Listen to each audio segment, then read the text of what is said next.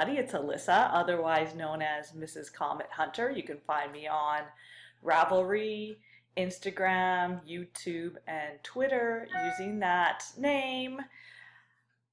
How are you today? I'm good. So I normally do the Knit One, Breathe Two podcast, which is mostly focused on knitting. But if you watch me, you know that I've gotten into cross stitch recently. And one thing I really wanted to do is stitch the skyline of Calgary. You might ask, why Calgary? If you've been watching for a while, you know that I grew up there and my family still lives out there. And I've been looking around for a pattern of the skyline because I think it's the most beautiful skyline in the world, or at least one of them, and it's very unique. And I've always wanted to have a photo of it or stitch it or something. So I did a search around on the internet.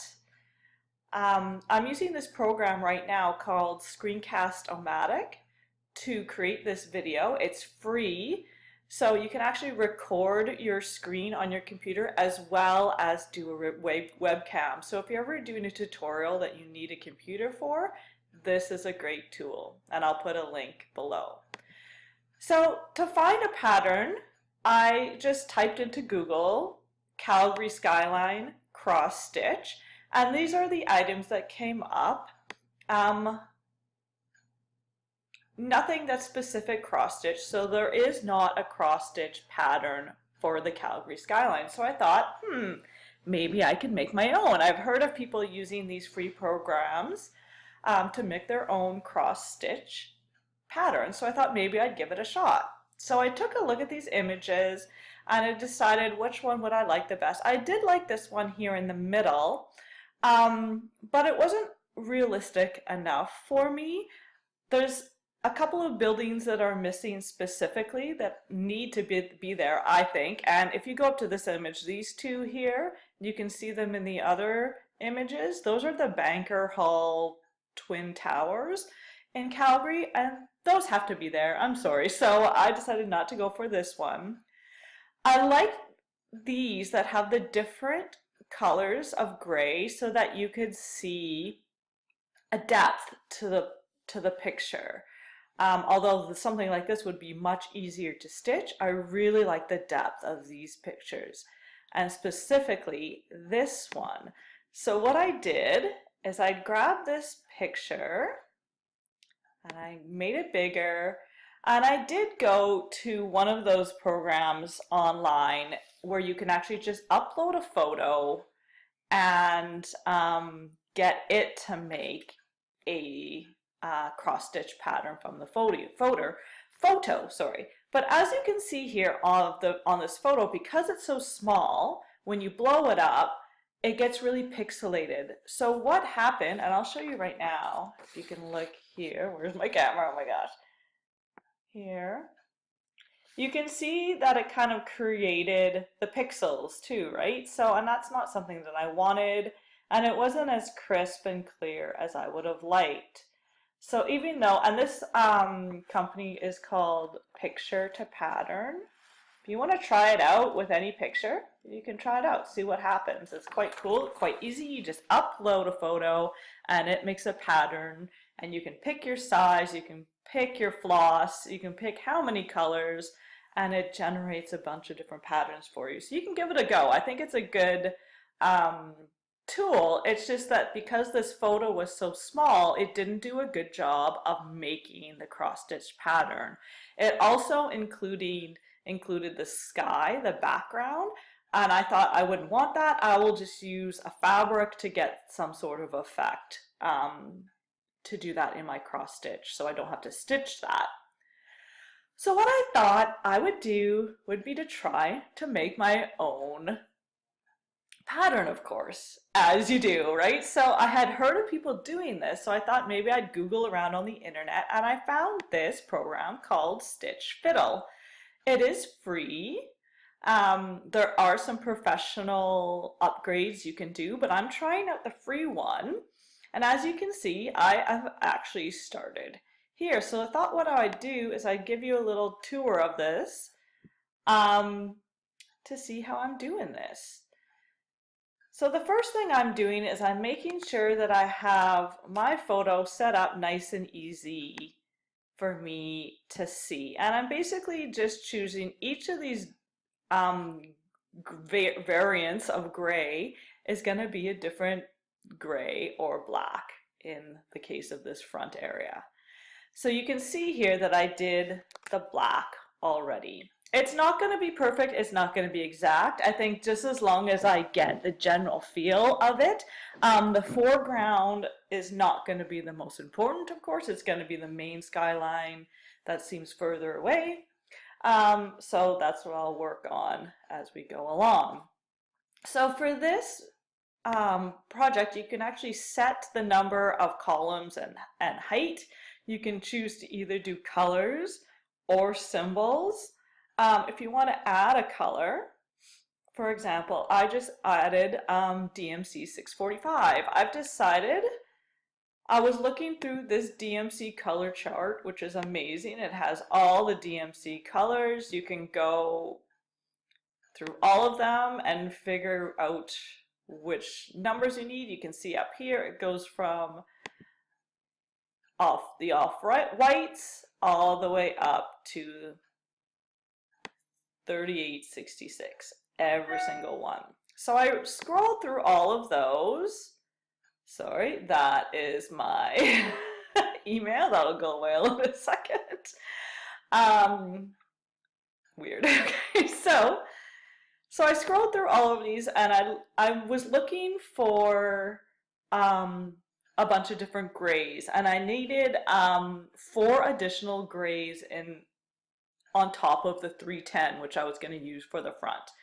And so I saw these beaver grays, and I'm going to go for those. So I'm going to start at 645 and go through to 648 for my colors in the image. So if we look at the image again, this will be 310, this color will be 645, 646, 647, 648.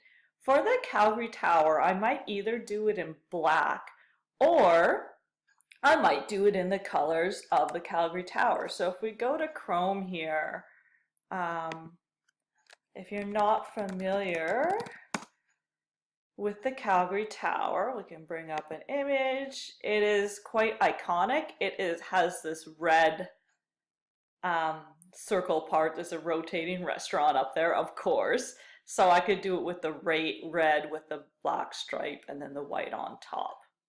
So I think I'll do that just so there's this pop of color and it's kind of it becomes the center part of the pattern.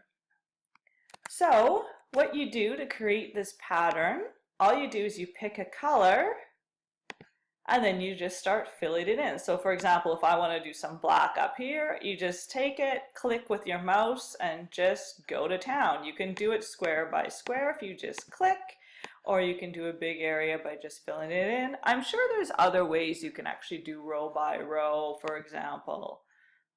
You know, you can draw a line, etc. So I'll just undo all that. Okay, so again, you can see that I have the black done. So my next step is going to do this dark gray. So I'm going to go up here and I'm just going to kind of eyeball it. So I can see that this is kind of in line with the black tower here. So I'm just going to add my 645. So you just go into add. It has all the DMCs listed here. I'm going to click on that and click add. Then I'm going to go back to my picture. I feel like that black line goes up quite a bit, but I don't think it's actually supposed to. So I'm just going to start, I don't know, probably 4 up from here. Sorry about that. I have my hot corners. So if I go 1, 2, 3, 4, I'm going to go up here and I might just draw over top of that guy. And I might just put a couple.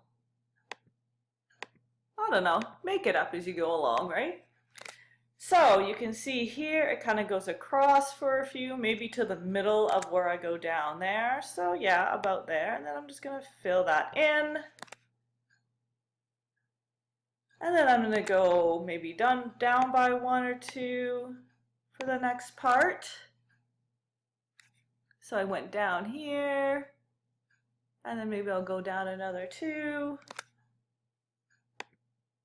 and just kind of fill it in as I go. So now I'm going to go, maybe I'll go over there for a bit. And of course, if you make a mistake,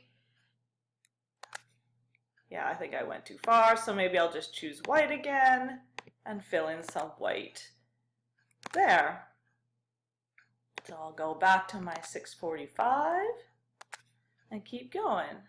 And so I think you can see here, this building behind the one I just did is going to be the next color, so 646. So I'm going to stop there, and then my next building in this dark gray is going to be this one here. So I'm going to go over to, where do I think that is? Around here, and then do a darker gray building here. So it kind of goes up from the middle and then over and then down to the middle there. So, you know, approximately like this. Let's see, we're getting about the right height. Yeah, I'll go one more, I think. And then again, you can see in between the black and the dark gray that I'm doing, it's a lighter gray. So I'm going to leave that for the next step. So I'm going to pause it here, do some more, and come back and show you in a bit. Just wanted to show you I've done this part, and I'll show you here. So there's the dark gray, so that's DMC 645. So now I'm going to go ahead, start the next color. So that's going to be this dark gray. It's going to be 646. Going to add that, 646. Add that, and then we'll go ahead and do that. So I'm going to go again up from here, go across, wait, where does it go down? Around there. Okay, so I'm just gonna 646, I'm gonna go up just a bit, not too far, and then down here. Barely tell the difference between those two, can you? Maybe I should do symbols. But as you can see, it's a little tough to say the difference between the two, and the symbols are really close. So I wanted to just show you quickly how to change the symbol.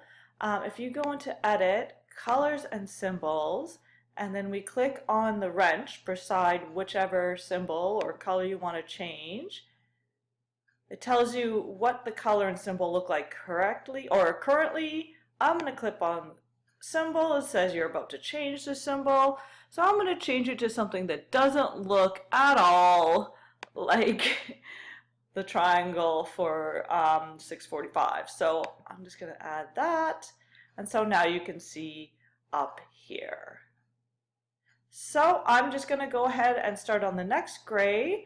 I just want to show you quickly, if you zoom in, now you can see the different symbols, so it's not too hard to read. So I'm going to zoom in, zoom back out and do the next layer. I'll be back. I'm back, and I'm about to do Banker's Hall. So these two towers in the middle, so I thought I would show that to you as I go.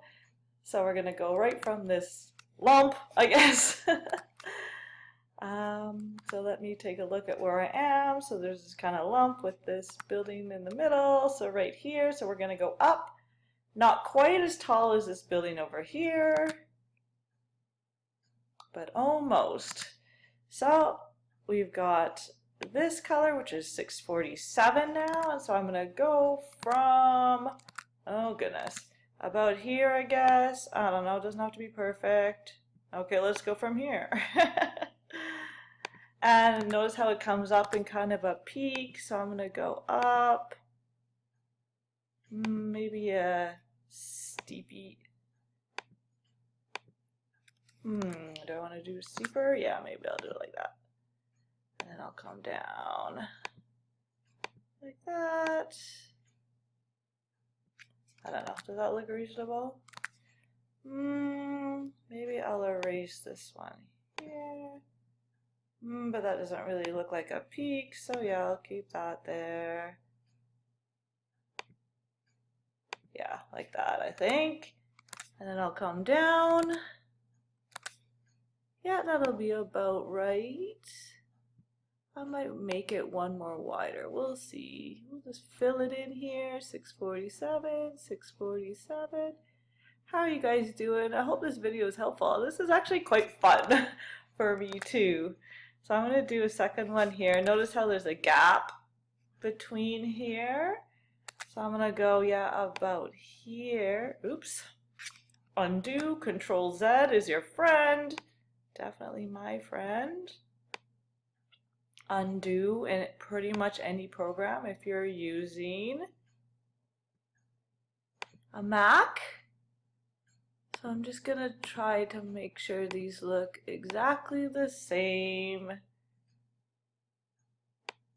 1, 2, 1, 2, 3, 4, 1, 2, 3, 4, 5, because they are twin towers in Calgary. Color this all in. Da da da. This is really fun, actually. I highly suggest this program. It's a lot of fun. Okay, so I'm going to stop there, finish off that color gray, and then I'll do that final light color gray, and then figure out what I'm going to do for the Calgary Tower over here, and then the letters at the bottom. See about that. Okay, I'll be back. So I've done all these bigger, darker buildings in the front. So I did this big guy, this one here, the 2 bankers' halls, and these, and now I've added the Calgary Tower and this. Now I'm just going to take a look at my Calgary Tower here. It seems a little small. I want it to be, I don't know, like it's not as stand-outy as I would like. So I might just make some alterations here. I might make this building a little smaller. And then I might make the Calgary Tower one wider. I go like that and add 1 to each of these. Maybe? And maybe 1 to each of it here. Oh, yikes. Now it's out of proportion, isn't it? Yeah, it's way out of proportion. I don't know. What do you think? Because if I do that, then it's lopsided, isn't it? Maybe I don't do the,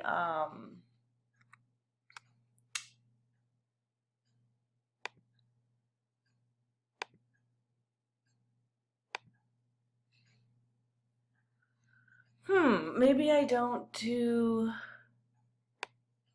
the colors, because if it's colored, then it's gonna be it's gonna be dominated by that red. Like if I change, like if I add red, and it's not a red, oh goodness, let's take a look at Calgary Tower here. Sorry, you're just seeing me think, but maybe that's the best, to be honest. Okay, let's look at these images. I mean, that one looks really red. So, but, well, we could do 498, I guess. Would 498 look ridiculous? 498's down here. Let's see. Let's add that. Oops. Hello. Hello, Alyssa. 498. Add that. Like if I do this and this and then do the rest black?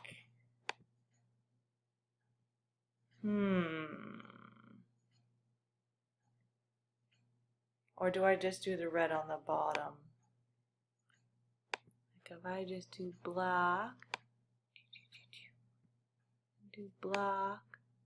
and then the red, do you think that is a good approximation? And instead of doing, like I want it to stand all out, so maybe I can make this black as well.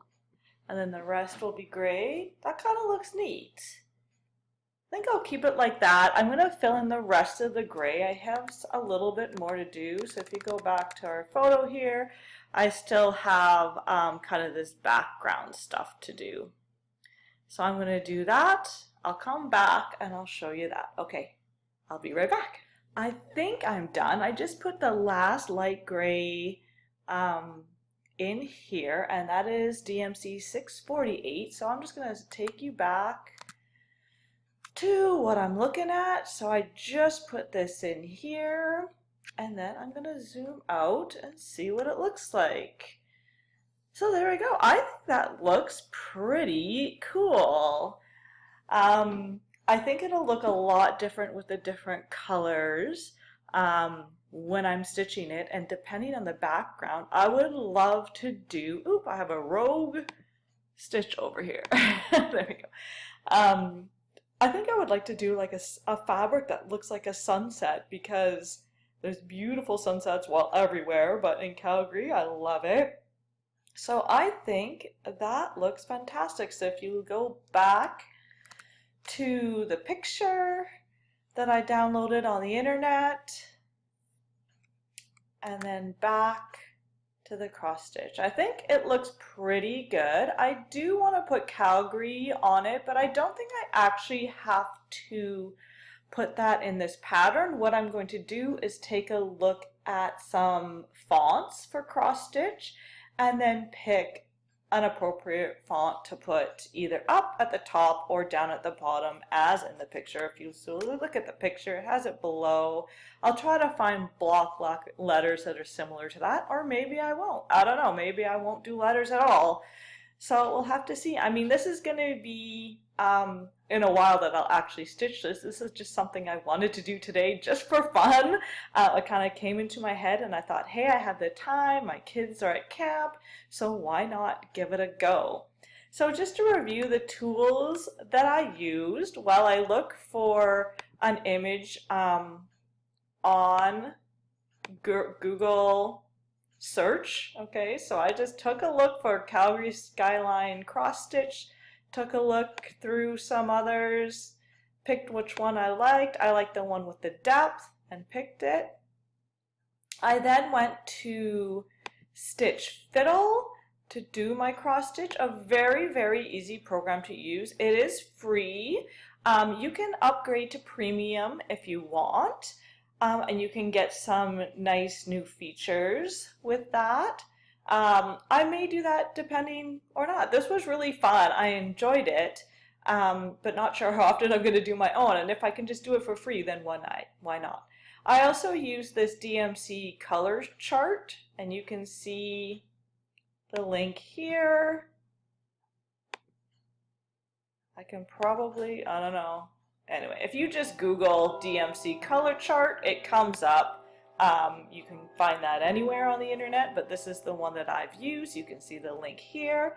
Stitch Fiddle, and then to do this recording, I use Screencast-O-Matic. So if you Google Screencast-O-Matic, it'll come up, and it's very easy to use. You can just click this button that's called Start Recording for Free, and a little box pops up and just takes you right through it. So it's a really great tool for doing anything that you need your viewers to see your computer screen. And you can do picture-in-picture like I've been doing. You don't have to. You can just look at the screen of your computer, or you can just do the video capture. Now, just to remind you, I can't remember if I said it before, but the free version, you can only do 15-minute videos at a time. So you can upgrade to do longer videos.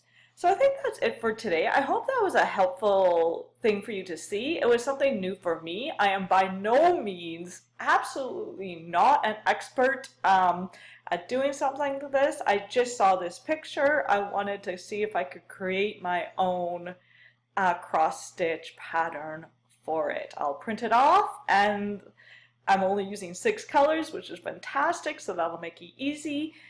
And I'll go from there. So stay tuned. I'm not sure when this is going to happen, but I will update for sure. So I hope this was helpful for you. Thank you for watching. I hope you're getting lots of stitching in. But don't forget to breathe too. Bye. See you later.